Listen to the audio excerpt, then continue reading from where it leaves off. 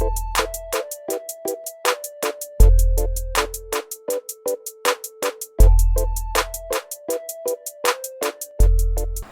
Assalamualaikum warahmatullahi wabarakatuh. Kami dari Group 4 dari kursus AGR 3504 iaitu tanaman industri minor yang khususnya akan dikongsikan berkenaan dengan pengurusan nutrisi tanaman khususnya kepada tanaman kopi. Jadi kita akan kongsikan apa itu baja yang digunakan dalam pertanian tanaman kopi ini dan mengikut usia-usia pembesaran tanaman kopi. Kemudian kami akan kongsikan berkenaan dengan simptom kekurangan pemberian baja kepada tanaman kopi, serta sahabat saya juga akan kongsikan berkenaan dengan kaedah pemberian baja kepada tanaman kopi ini, serta jenis-jenis baja yang terdapat di pasaran beserta harga-harga yang terkini yang ada di pasaran. Jadinya moga anda semua dapat menonton, dapatkan input yang baik daripada perkongsian kami, dan selamat menonton.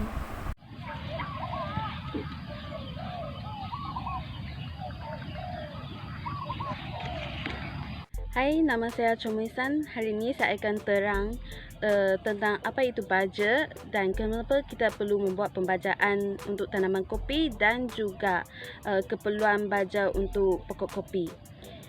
So, yang pertama untuk baja adalah bahan yang mengandungi unsur pemakanan tumbuhan yang dibekalkan secara langsung ke tanah untuk pertumbuhan tanaman. Pembajaan adalah salah satu langkah yang sangat penting dalam pengurusan ladang tanaman kopi.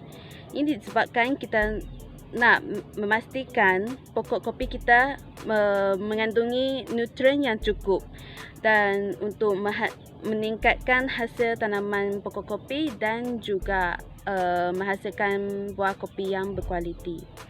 Okey, biasanya kita akan guna NPK hijau dan juga NPK biru. N ini adalah N nitrogen. Ia adalah untuk membantukan pencambahan pokok kopi dan juga pembentukan daun kopi. Yang ini sangat penting untuk peringkat awal pokok kopi peringkat awal disebabkan pokok memerlukan nutrien yang cukup untuk tumbuh. Lepas tu P adalah fosforus. Fosforus ini sangat penting untuk pembentukan akar dan juga dahan. So, yang seterusnya adalah K. K ini adalah kalium. Kalium sangat penting untuk pokok kopi sebab dia akan membantu pokok kopi untuk menghasilkan buah. So, seterusnya adalah keperluan yang diperlukan untuk satu pokok kopi. So, biasanya peringkat awal iaitu tahun pertama kita akan guna NPK sebanyak 150 gram NPK hijau dan juga kita akan guna 100 gram kapur GML untuk satu pokok kopi setahun. So, untuk yang tahun kedua kita akan guna 300 gram NPK hijau juga dan juga 200 gram GML per pokok setahun. Manakala masa tahun ketiga, biasanya kita akan guna NPK biru pula. Sebanyak 450 gram NPK biru dan juga 300 gram baja kapur GML. Kita guna kapur GML ini adalah untuk balancekan pH tanah supaya pH tanah kita dekat range yang sesuai iaitu antara 6 sampai 6.5. Okey, itu saja dari saya.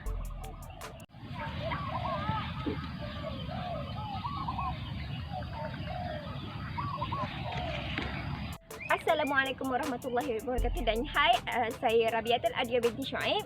Seperti yang kita sedia maklum tadi, Muhsin ada bagi tahu kita mengenai kepentingan baja. Maka sekarang saya akan ceritakan serba sedikit mengenai simptom-simptom yang terdapat pada daun. Walau bagaimanapun ingin saya tegaskan di sini bahawa simptom-simptom ini hanya sekadar simptom di mana Sekiranya kita inginkan kepastian, analisis tisu daun dan analisis tanah perlu dilakukan untuk memastikan kebenaran simptom yang kita lihat. Baiklah, pertama sekali kita pergi kepada simptom yang paling utama dalam nitrogen, iaitu kita dapat lihat bahawa dia boleh berlaku kekurangan nitrogen akan berlaku kepada pokok muda ataupun daun muda ataupun pucuk muda ataupun bahagian muda pokok, di mana daun akan bertukar menjadi kekuningan sedikit dan kemudian akan mula merebak kuningnya sehinggalah habis dan dia akan gugur ke bawah. Pertumbuhan yang terbantut dan juga pertumbuhan perlahan untuk bahagian daun baru dan juga untuk bahagian pucuk, kemudian batang akan mati secara perlahan-lahan. Kemudian untuk fosforus pula, fosforus penting untuk akar. Jadi penyerapan nutrien yang tidak efisien menyebabkan berlakunya terbantutnya pokok tersebut dan menyebabkan beri daun kopi akan senang luruh dan pokok daun akan jadi seperti ini sebelum luruh. Okey, seterusnya yang terakhir adalah untuk potasium. Untuk potasium, kekurangan nutrien kurang kelihatan pada pokok muda, tetapi dia akan kelihatan pada pokok yang tua kerana dia kerana potasium akan memberikan hasil untuk beri, penanaman beri. Oleh yang demikian, beri dan batang kopi akan bermasalah sekiranya pemberian potasium tidak mencukupi. Paling penting untuk potasium dan juga fosforus adalah kekurangan kedua-dua ini boleh menyebabkan penyakit dan serangan perosak mudah untuk menyerang dan menyebabkan pokok mati disebabkan ketidakrintangan tumbuhan tersebut terhadap serangan tersebut. Baiklah, itu sahaja daripada saya. Sekian, terima kasih.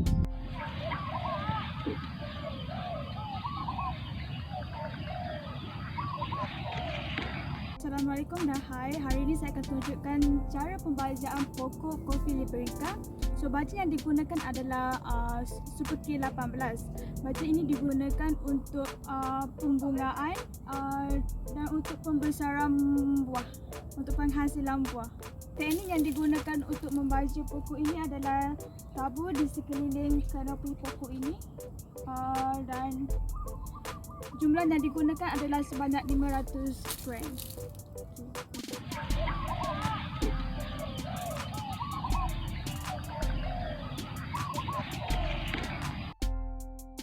Harga-harga bagi baja adalah berbeza mengikut jenis, kuantiti atau berat serta kadar harga semasa di pasaran. Berikut merupakan kadar purata harga baja bagi satu guni dengan berat 50 kg. Kapur adalah RM30 satu guni, dolomite RM45 bagi satu guni, penggala akar CIRP RM75 bagi seguni, baja MPK Green RM200 seguni dan baja MPK Biru RM210 bagi seguni. Seterusnya, kita beralih pula kepada jenis-jenis baja yang sering digunakan bagi tanaman kopi. Ianya termasuklah kapur atau dolomite, baja penggala akar seperti CIRP, NPK hijau serta baja NPK biru. Kapur diaplikasikan pada tanah sebelum penanaman anak pokok kopi dilakukan. Ianya digunakan bagi menurunkan kadar keasidan tanah. Seperti yang kita sedia maklum, kawasan tropika seperti di Malaysia mempunyai kadar keasidan tanah yang tinggi. Oleh itu, seharusnya kita memastikan tanah berada pada level pH yang disyorkan dengan mengaplikasikan kapur. Seterusnya merupakan baja penggala akar seperti CIRP atau Christmas Island Rock Phosphate. Ianya juga diaplikasikan pada tanah di awal pertumbuhan anak pokok bagi memastikan penghasilan akar yang baik pada anak pokok. Seterusnya merupakan baja NPK hijau di mana ia diperlukan bagi tumbuhan pokok sepenuhnya seperti di bahagian daun atau pucuk. Dan yang terakhir sekali merupakan baja NPK biru yang diperlukan bagi penghasilan bunga serta buah pada pokok.